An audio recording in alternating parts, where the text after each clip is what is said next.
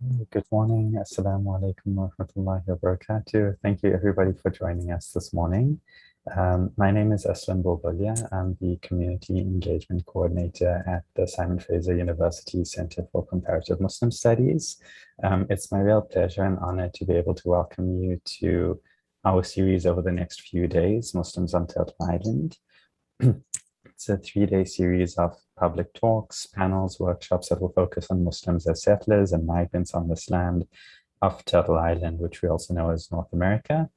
It will be a space of learning, of relationship building between students and academics, artists and activists, and just people coming together in lots of different ways.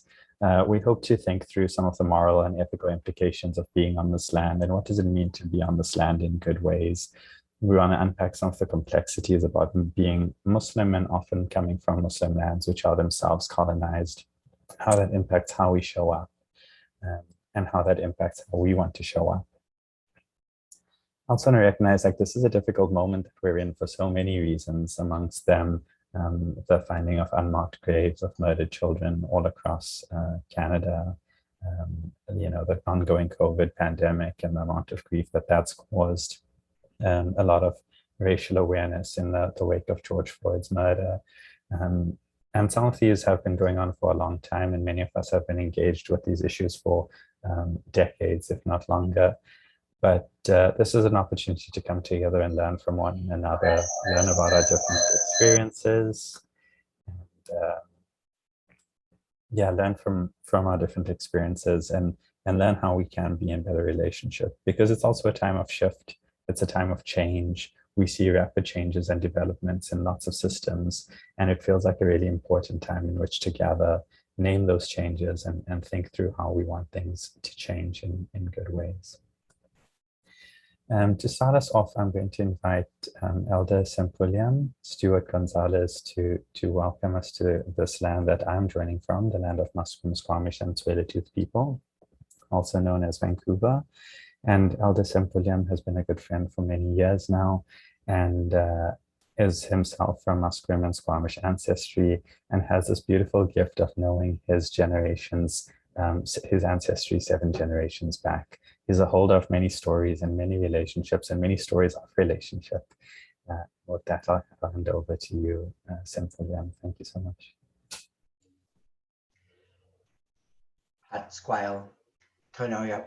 Sequatals chit, Quamantomi seem to squallens wait, seem to watch no me up, seem Quamantomi seem to when now stay up, seem to come alive, seem Musqueam Tsleil-Waututh Skohop Mstalmuk chit, Quamantomi seem to squallens wait.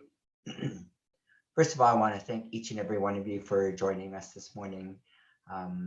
Tell no more how we learn about ourselves. And my ancestral name is Sempuliam. I am from Musqueam, Squamish ancestry. My late mother came from Musqueam, which is located in South Vancouver. And my late father is from Squamish, located here in North Vancouver. I'm very honored to offer a opening song and prayer, and learning about each other and sharing our histories, because that's who we are as human beings. So I'm going to offer us a song this morning called Inchot Mutslolam. Talks about unity, and I will translate the song once I'm finished.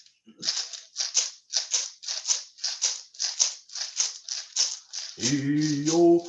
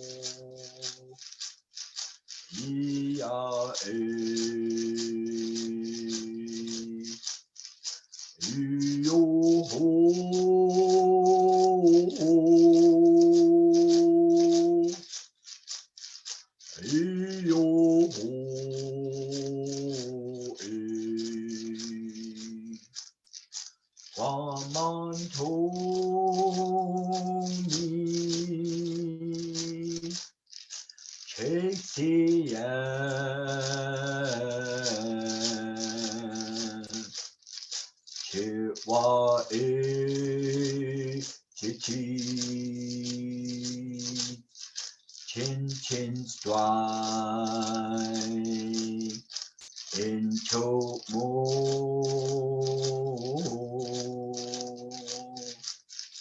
damu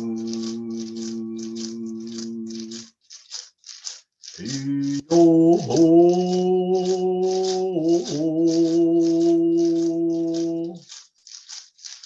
yo ho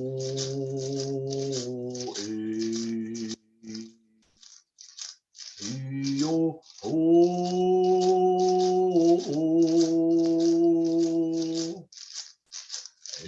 yo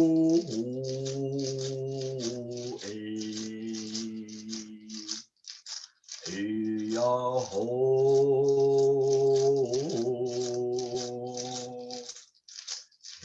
ya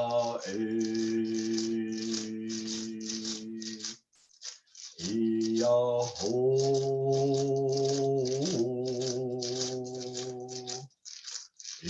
ya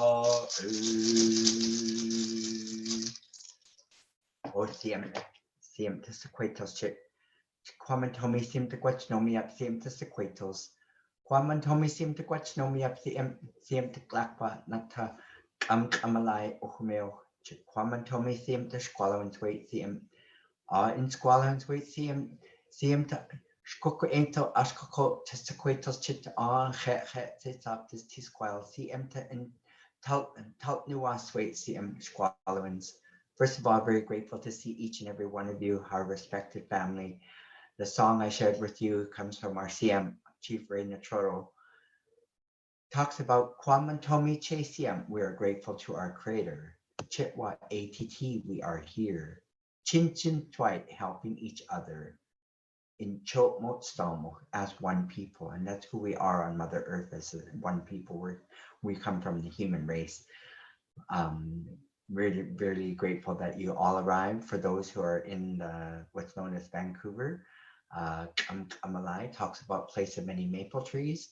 That village was located at the foot of Granville Street, on what you know today as Cole Harbor. I'm Simplion. My ancestral name is Simplion. I come from Musqueam, Squamish. I also have ancestry that came from Chile. My great-grandfather was a Mapuche Indian, and he married my great-grandmother, who was a Squamish. She was a medicine woman. And our great-grandmother's longhouse was located what's known today as Brockton Point. We know that village as Papiak, and that's where they lived. And up until 1911, when the city of Vancouver evicted my great-grandmother and my great-grandfather and family out of to create what's known as Stanley Park. The city of Vancouver forced my great-grandmother and great-grandfather and my grandfather and all his siblings onto a barge at gunpoint, and then chose to burn the longhouse down to create what's known today as Stanley Park. There are other families that have direct descendants that come from villages from what we know today as Stanley Park. Huai Huai is another village where there were 3 longhouses.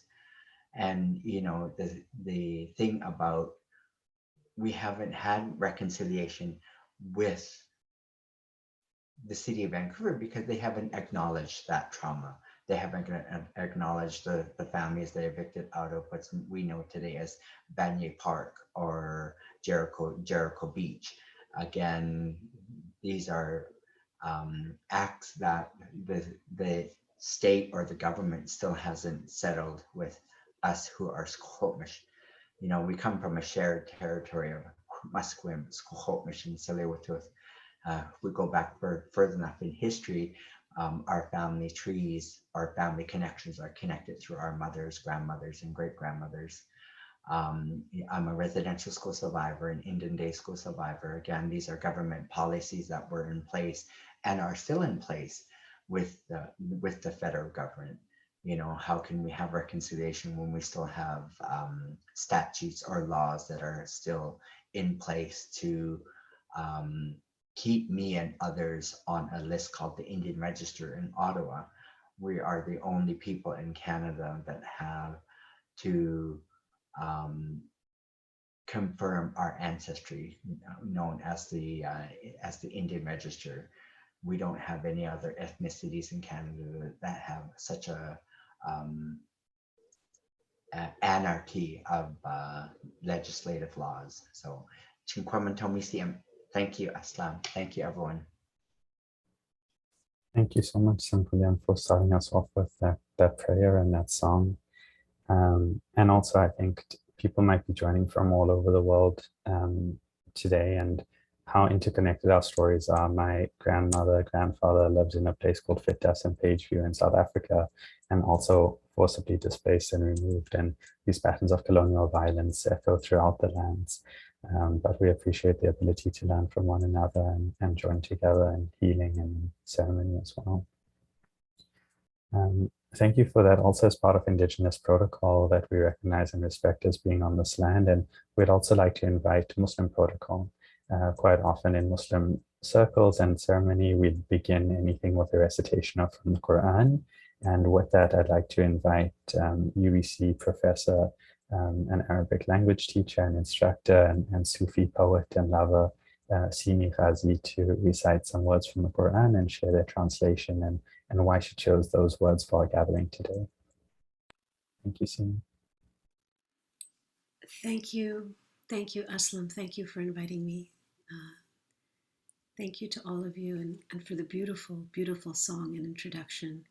From the bottom of my heart, I thank you. It was really resonating within me on this, as the season changes and we enter autumn.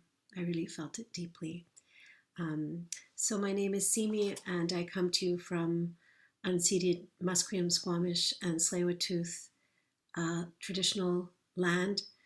And in fact, I speak to you, I'm just half a block from, and a ravine separates me from the Musqueam Nation. So I'm down here in West Southlands, as it's known. And I'm going to start by reciting the Fatiha, which is the prayer that means opening. And it's a prayer of praise and rededication. It's a prayer seeking guidance.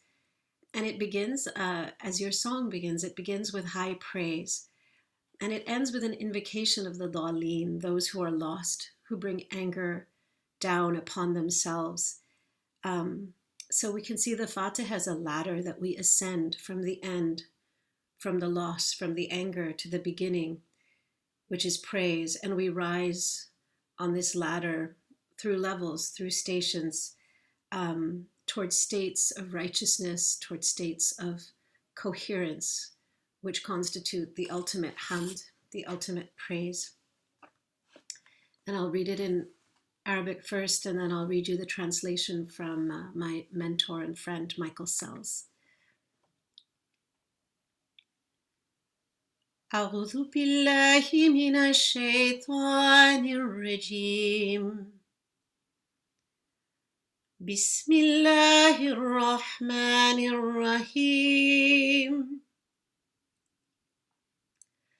الحمد لله رب العالمين الرحمن الرحيم مالك يوم الدين إياك نعبد وإياك نستعين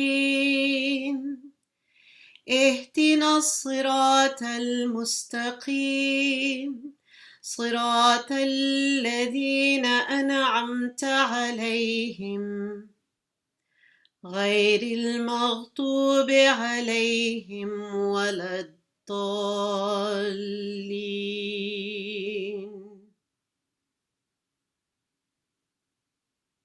صدق الله العظيم.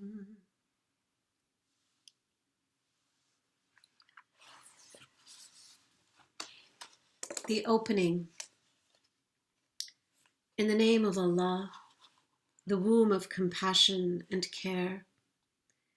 Praise be to Allah, Lord, sustainer of the worlds, the compassionate, the caring, owner of the day of reckoning, owner of the moment of reckoning.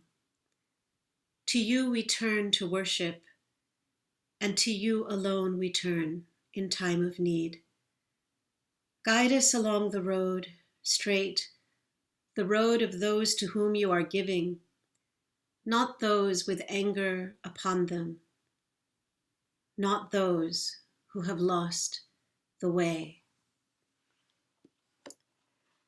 And the second surah I'd like to read is called Teen, and it's one of many surahs that invoke the ard, the balad, the earth, the inviolable ground, and her sanctity. And by that sanctity, from that sanctity, call the human conscious to intimate account in working justice. Call the human consciousness to responsibility for each mote, each atom's weight of good, and each mote, each atom's weight of evil.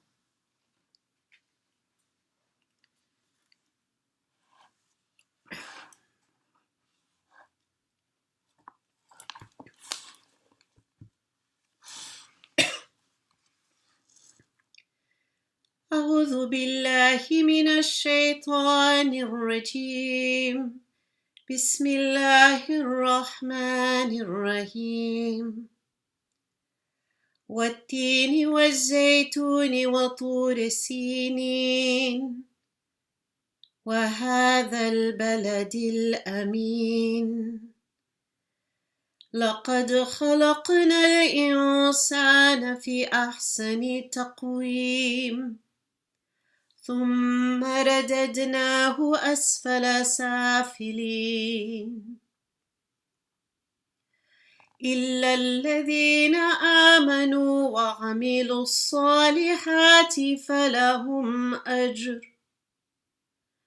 فلهم أجر غير ممنون. فما يكذبك بعد بالدين أليس الله بأحكم الحاكمين. صدق الله العظيم.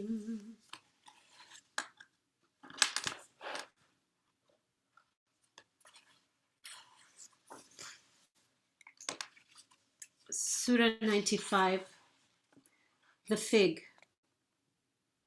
In the name of God, the compassionate, the caring, by the fig, and by the olive, and by the mountain of Sinai, by this ground inviolate, by this ground inviolate, by this ground inviolate. We created the human in the highest station. We created the human in the highest station and then brought them down, lowest of the low. Except those who keep the faith and work justice, theirs is a recompense. Theirs is a recompense, unending. What can give you the lie then about the reckoning? What can give you the lie then about the reckoning? Is not Allah, the Judge, most wise? Sadaqallahu al-Azim. Thank you so much for having me here today. Inshallah, Jazakumullah khair, Sini, for that beautiful recitation and translation and those words. I feel that the sort of like heaviness and depth, but also the weight of gratitude for the way that we've opened today. And it feels strange for me to be in charge of sort of the transition into the more logistic, and just to let people know that we're recording today's session, and that all of the recordings will be made available. There's also a couple of other technical things. We'd like you to stay on mute as far as possible. We won't record if there's personal sharing, especially in some of the other sessions. We've got some poetry sessions and things that might be a little bit more personal. One of the things that we'd like you to invite you into is how do we build community with one another in this space that's virtual, where we can't hang out over coffee or get to know each other during the breaks. So we've created just this little Padlet board where you can click at any point during the day and just introduce yourself to each other. It will be one way that we can get to know each other through that. As Jim has done, people can also introduce themselves in the chat box. It's another way of making this a little bit more interactive so we can get to know each other. And I'm reminded as well that as we learn about each other, we learn about ourselves, and knowledge of self is related to knowledge of the Creator as well. The final piece of logistics that I just want to speak to is an introduction to two folks who are on the call. We have Mesa Haq and Jabala Stoden. Mesa is a PhD candidate at the University of British Columbia who is really interested in this relationship between Muslim and Indigenous people on this land. And Jabala is a hereditary princess within the Sowetan Nation. And Jabala is Muslim and she's Indigenous. And the two of them are going to be present in all of the sessions over the next few days, and they'll be hosting us in a session at the end of the last day, where we can share some reflections and think about what is the way forward based on the conversations that we've had today. We also welcome all of you to share your reflections as they come up on each day in each of the sessions. And again, we've created just a little Padlet, an online platform where we can share our thoughts, our questions, our feelings. It feels a little bit imperfect as opposed to being in person, but it's also a lovely way that we can capture and share, especially given the limited amount of time that we'll have for discussion in various sessions. That's it in terms of logistics. If anybody has any questions, please do feel free to send me a message in the chat box. And with that, I'd love to hand over to Omar Yaqub and Alexander Dirksen, who will be speaking with Elder Sempulian again about setting the table. How do we even begin to have these conversations, as rich and complex as they are? And with that, I'll hand over to them.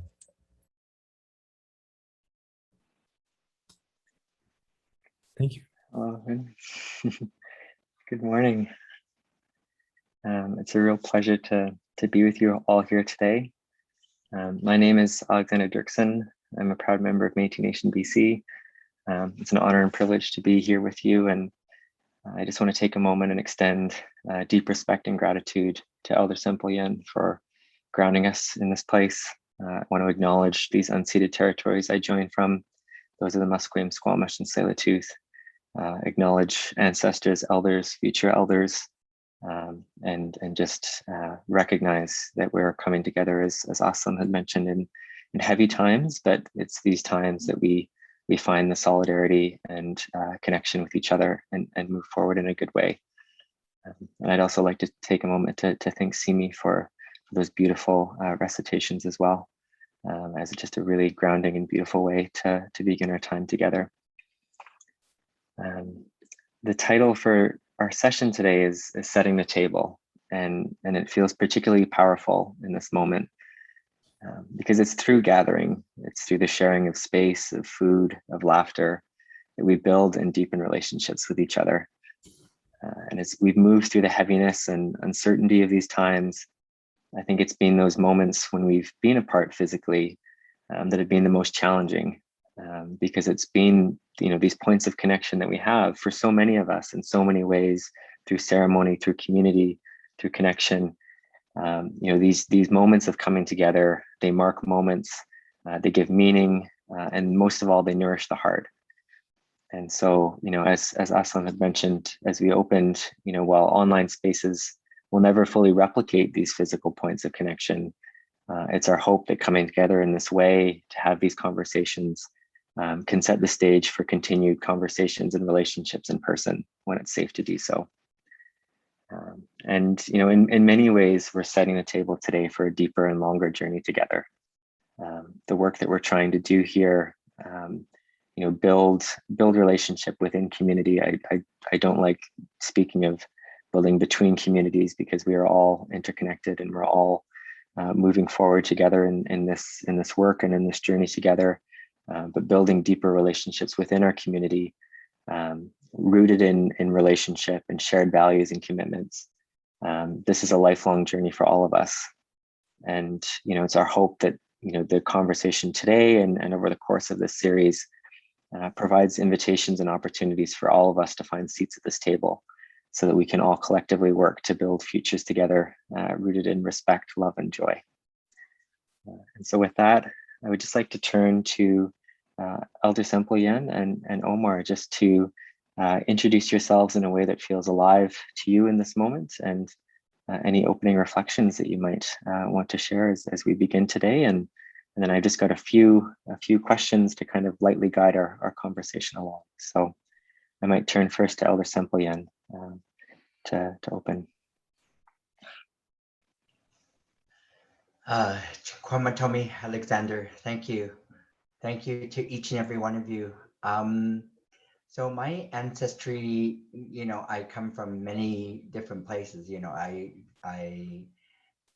am Musqueam, Squamish, Cowichan, Tsimshian, Maoli, Katsi, through all my mothers and grandmothers and great grandmothers. For me, it's really important that I know who I am and where I come from, because if I don't know who I am, how can I provide those teachings down to my children and grandchildren and great grandchildren? Thinking of how can I decolonize the way I think, because I drive a modern car. I live in a modern house. I don't live in our long houses like we did in our ancestors' era. My great grandmother lived at Papyak, and my great great grandmother lived at Huai Huai. So how can I implement change with municipal, provincial, and federal government agencies to create change? Stanley Park is, the families were wrongfully removed, but the city has yet to acknowledge the trauma they caused a lot of our families, because we do have direct descendants that are still among our community of Squamish, but also among Musqueam as well as Tsleil-Waututh. So how can I contribute to create those changes? I'd love to see in my lifetime the dissolving of the Indian Act, which is a government policy that has me and hundreds of thousands across Canada again having to prove our ancestry. I always say, we have a registry number which is no different what Hitler did with the Jewish people in World War II. The Holocaust is very real. Our numbers decimated through contact and communicable diseases, right? In 1907, our great chief, Joe Capilano, Saaplak, and Chief Charlie and Chief David traveled to England to plead with King Edward VII that we are human beings. Please don't eradicate us. Because, when contact came into our territory, smallpox, venereal disease, influenza, polio, those communicable diseases almost decimated our populations. In 1923, July 23rd, 1923, there were 16 chiefs that decided to sit down at a table and create and amalgamate and to create Squamish Nation, the nation we have today. We do have communities or villages through the Howe Sound and the Lower Mainland. The government still has us having to, if they wanted to enforce all the terms of the Indian Act, they can force all our Indigenous people who are registered on the Indian Register to return to the reserves and live on those reserves and request permission to leave the reserves, to go hunt, to go provide for our families, to go to school, to go get groceries and that. You know, these are government policies that are still in place. So how can I, as an Indigenous man, create that change? I need people like this beautiful family here to understand that these policies are in place. The state isn't going to break down that systematic government policy known as the Indian Act.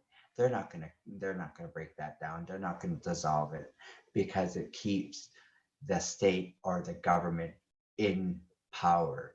We still have to again walk through society with a status card saying that we are Indigenous. So we need allies throughout the world to come to our aid, because the government's not going to break those systematic places that they're not going to break it away.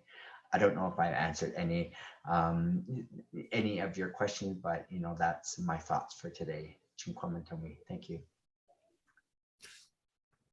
Thank you so much. Thanks for that beautiful beginning, Elder. A little bit about me. My name is Omar Yaqub. I'm joining you from the land of the Cree, Blackfoot, Métis, Nakota Sioux, Iroquois, Dene, Ojibwe, Saulteaux, Anishinaabe, and Innu on Treaty 6, Edmonton. And really, really feel privileged to be a part of this conversation. I get to serve the team at Islamic Family. We're a social service agency that's been around for 30 years. People come to us because of safety, security, and growth. We've been at the forefront of welcoming refugees, supporting people with food security, addressing domestic violence in a holistic way, and serving youth. But why we're here today is to talk about setting that table and to talk about the shared work of decolonization and reconciliation. And we began by talking about how important relationships are. And starting with the document isn't the best way of doing it, but sometimes it's good to get your thoughts down. So I want to acknowledge the silliness of a document, but also how it can sometimes be helpful to signal our intentionality. The thing I want to begin with is actually beginnings, and just pointing how beautiful the beginning was and the shared traditions we have. And I think that's something unique when we look at the larger discourse in society about reconciliation. Oftentimes what we're doing is we're omitting the creator. And I think for Muslims, that can be very awkward, right? Because that's the beginning of our worldview. And for the first people here, that's also like, it's an odd thing, right? And so this privilege, this necessity of beginning with the creator is something that is this very, very powerful thing that I think is the opening to many other fruitful conversations and a deeper, more holistic relationship.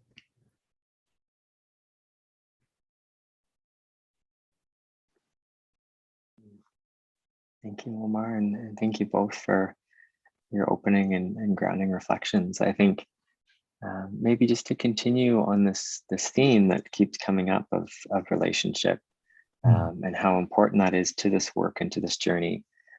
I might turn back to Elder Sempelia and just, what comes to mind for you when we talk about being in relationship or being in good relationship with each other? Thank you, Omar. Thank you, Alexander. I think it's really important that, can you hear me? Yes. All right. I think it's really important that we, when we're sharing our history, that we understand that ethnic peoples across Mother Earth have endured so much trauma from people who were fleeing what we know today as Europe. And you know, the atrocities that has happened not only to Indigenous people but to ethnic people around the world is still happening.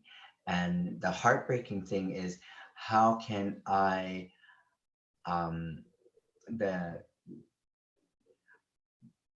when I share my residential school experience, you know, it was against the law for me to speak my parents' language. I don't know if anyone has ever experienced that. You know, when I was in residential school, to be taken to the principal's office and my hands whipped with a leather strap because I spoke Musqueam, I spoke Squamish.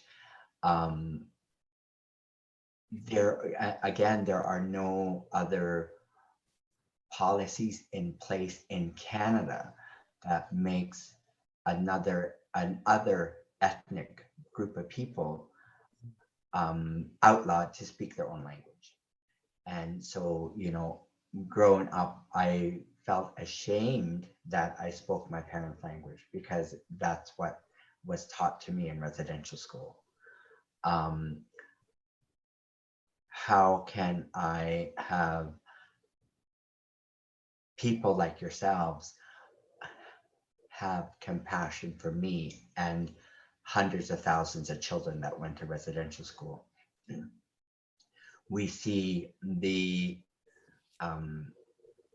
investigations of residential schools across Canada, the unmarked graves.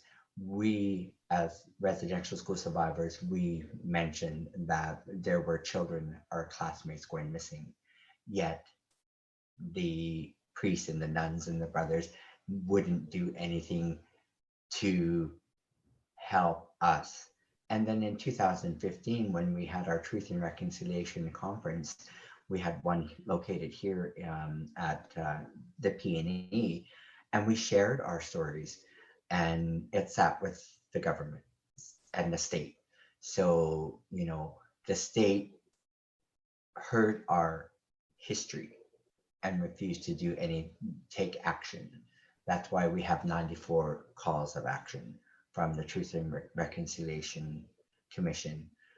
You know, how can I encourage each of you to understand that the horrors that we endured wasn't just my generation. Myself and my siblings are residential school survivors. Our parents are residential school survivors. Our grandparents are residential school survivors. So that's 3 generations. And I was at a Aboriginal child and child welfare conference in Calgary a couple of years ago, and there was a Cree elder who mentioned, even though we have those multiple generations of trauma embedded onto our DNA, she shared with us that we also have our ancestors' original DNA, and our ancestors' original DNA may need to be reignited through land-based practices, whether it be Sundance or powwow or our longhouse dancing, canoe races.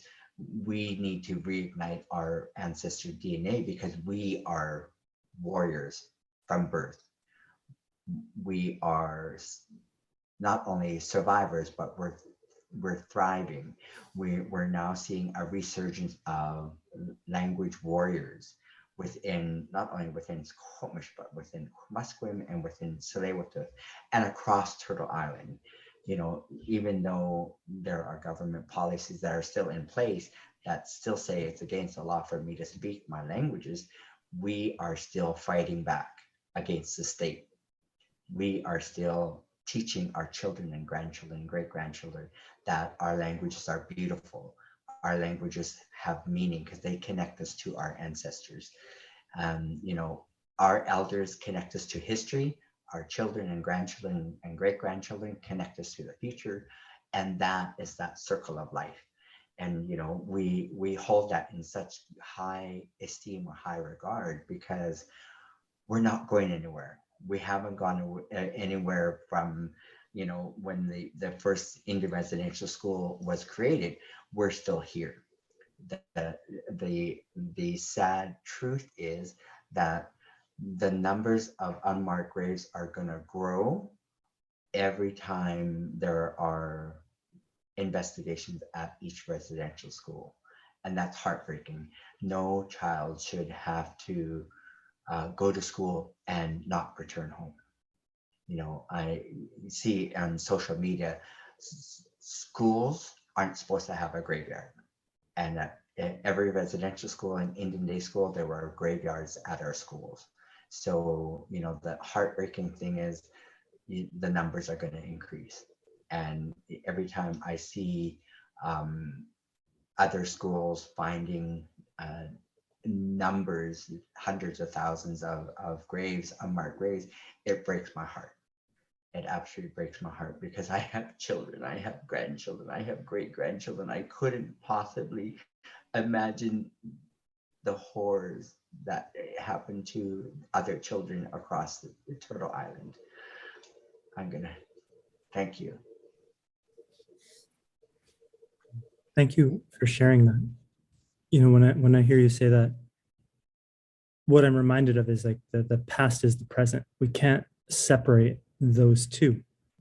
And I think that's one of these unfortunate truths of the time we're in, of the media environment we're in. We often give ourselves a blind pass by saying, oh, that's historic, even though it's lived memory for many. And so I think by acknowledging the past is present, we can begin to acknowledge injustice. And I think that's the beginning of healing. As a Muslim, there's these ideas of the external and internal not being that separate. The external world we see is a manifestation of what's inside of us and of the work we need to do. And I think, there's a need for us to acknowledge as Muslims shortcomings, that oftentimes we give ourselves a pass from calling ourselves settlers. Oh no, we're newcomers, or even when we've been here for multiple generations. And there's an inherent hypocrisy in that, right? And the beginning of relationship, was Alexander's question. I think beginning relationship is a bit of self-reflection, right? It's a whole lot of curiosity, curiosity about ourselves, curiosity about the people who we're in relationship with, right? And the thing about relationship is it doesn't come with goals. It doesn't come with a check mark. It comes with interest and engagement and love. Those are super, super important things. Going back, just backtracking a little bit, often as Muslims, when we see agendas coming from the community around advocacy or around politics, one of the issues that comes up is Palestine. Palestine is an example of global injustice. It's an example of colonization. It's an example of apartheid. But we can't separate it from the injustice that's here. Right? Those are linked ideas. Racism isn't an accident, it's a feature. It's the guiding force that drives both of those injustices. Right? And so if we want to support justice abroad, we have to begin by supporting justice here. We have to begin by acknowledging our shortcomings.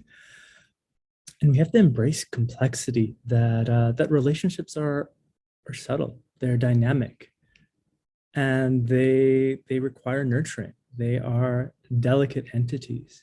And I think that's the beginning point for relationship, is really acknowledging that we need to invest in it and that it takes time.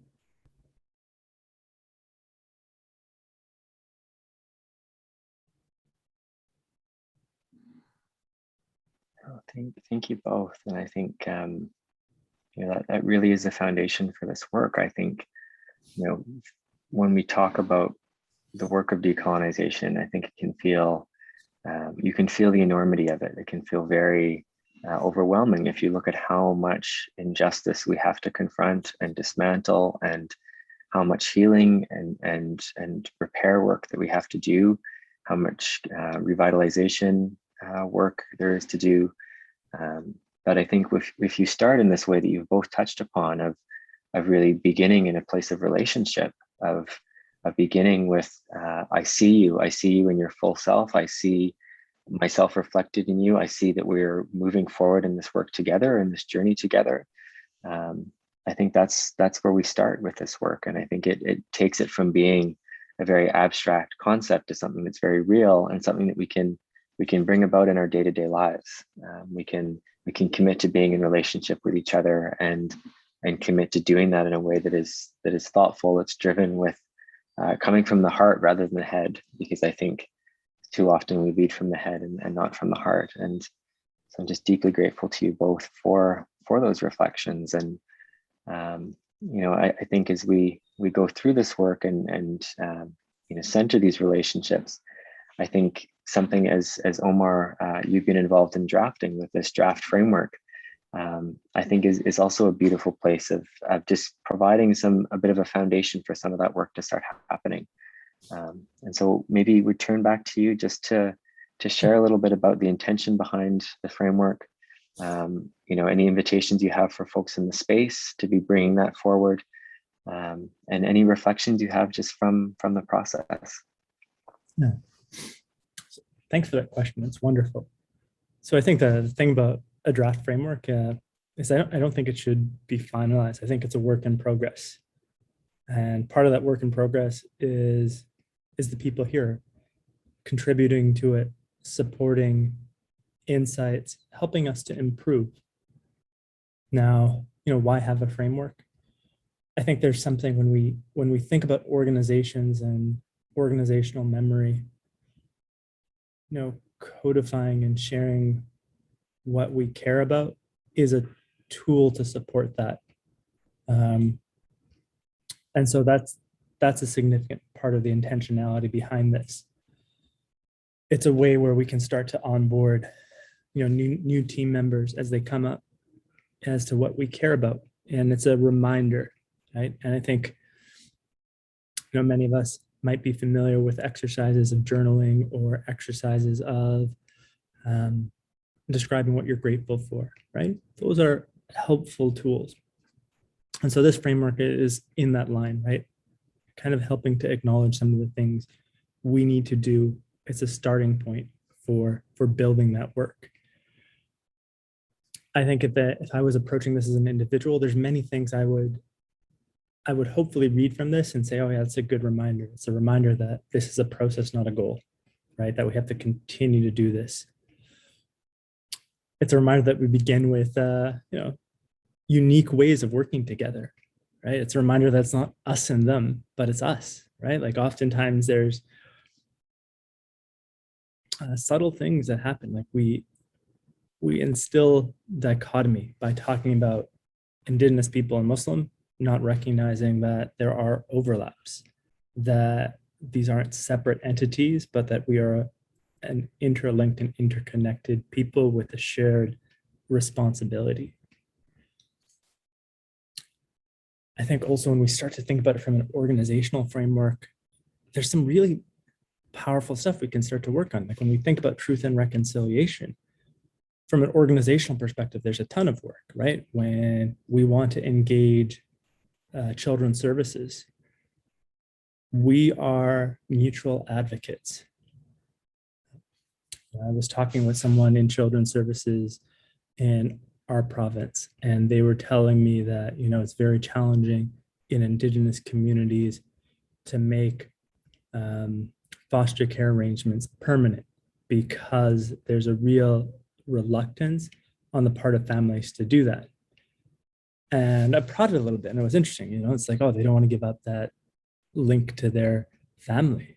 I'm like, oh, that's really interesting, because for Muslims, there's 5 things that are inviolable, 5 things that are absolutely sacred, and one of them is lineage. Right? So when we think about like the Muslim approach to kinship, to family, we see commonality, and we see a way to make the system better for everybody, right? The system we have of children's services, of apprehension,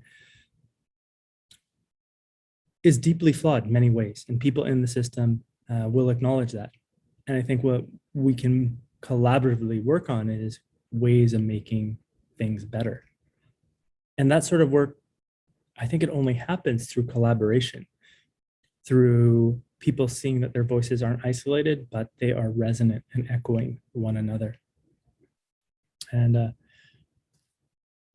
that work starts with us learning more about each other, right? Like that work starts in these sorts of dialogues, right? When we start to talk about, oh, what does foster care mean to your community? What does what does running things well look like, right? How do you guard against the ego in leadership? Right? These are very powerful points that the framework starts to address, and opening for conversation.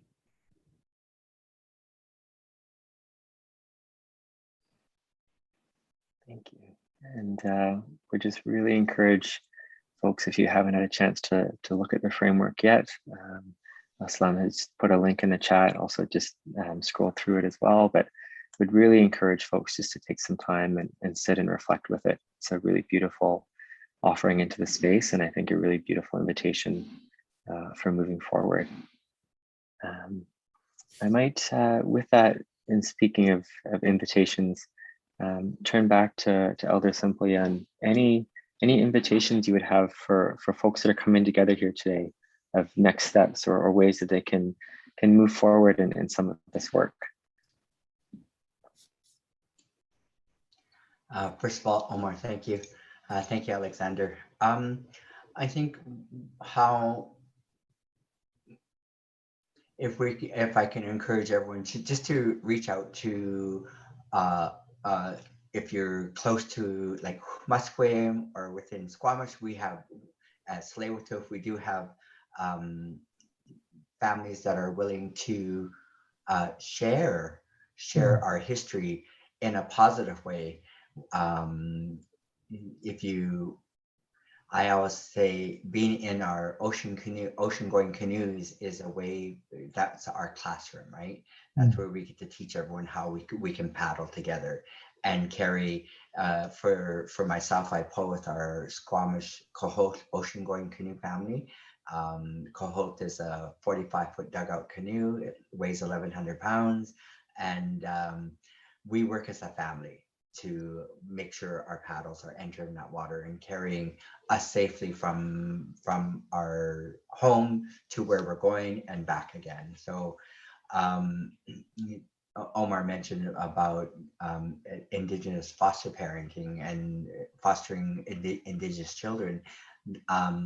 Myself, I'm a foster parent as well. So, again, there is a need for families to foster Indigenous children, not only within Vancouver area, but across Turtle Island. And people say, well, why aren't families able to take care of their children? It's not that we're not able to take care of our children, is that we weren't given the tools. If we, we break down the trauma, break down the atrocities that families endured, right? At residential school or Indian day school or even the 60s school, we weren't given tools to be parents at an early age. I became a father at 14. What 14-year-old knows how to parent a child, right? So, how can families like you, we do have gatherings that we do invite the general public to, and then there we have ceremonies that we keep some of our ceremonies are quite private. It's for our families alone. There are some longhouses in Stalo territory that are really restrictive to who enters their longhouse. Again, those relationships take time in building, but there are families like mine and others that are willing to share who we are as Squamish people. Reach out, when you see people in the downtown east side that are Indigenous, you, oh, why are they like that? Again, if we can take off our judgment hat and just see them as human beings. A lot of people that are in the downtown east side are either residential school survivors, Indian day school survivors, or 60 scoop survivors, or children of survivors. And a lot of them have left their home communities because they didn't feel safe. They felt ostracized from their own home communities. So they migrated to metropolises like Vancouver, Calgary, Edmonton, Toronto, Montreal. And again, people in the downtown east side have the greatest minds, the greatest hearts, and they're accepting of all people. I do have when I was in a dark place in my life, I was in the downtown east side, really struggling in an active drug addiction. And I'm really grateful that I had family that loved me enough to help guide me back to where I am today, living alcohol and drug-free life. And not everyone has that strength. Not everyone's able to find or come to a place of healing. When I share my residential school experience, some people say, well, how can you get to where you are today? And it's taken me many years of personal growth and personal healing, but I had to come to a place of healing. I had to come to a place of forgiveness of myself and I had to forgive the perpetrators. That way the perpetrators don't live rent free in my head. Because there are some people that aren't able to let go of their pain. And I pray for our families who are living in the downtown side and struggling throughout Turtle Island because they're not able to heal. So I invite you all to reach out. Again, if we can take off our judgment hat and just love human beings for who they are. Because love them for where they're at, love them for where they're at, and love them for where they're at. Timat Tikwiti. That's I feel a beautiful place to bring this conversation at least to a bit of a close, and just deep respect and gratitude, Elder Sempolia and Omar. Thank you for your wisdom and for your sharing, and for all of you gathering here this morning as well. It's been a real privilege to be in dialogue with you all. With that, I'll turn it back to Aslam to close us out. Thank you all. Thank you so much. And thank you, Alexander, for stepping in and hosting this conversation. And it's been such a pleasure to be in relationship with all of you over the last few years. And yeah, I think like big takeaways already, that how do we stop seeing ourselves as dichotomies, and as Jabala mentioned in the chat room as well, how do we see ourselves as one family, one community, who want to work together towards similar things, and at the same time recognize the history and how that impacts the present as well. So again, my thanks to all of you, and thank you to everyone who's joined us as well. Appreciate you and appreciate this way that we've started today and set the table for future discussion.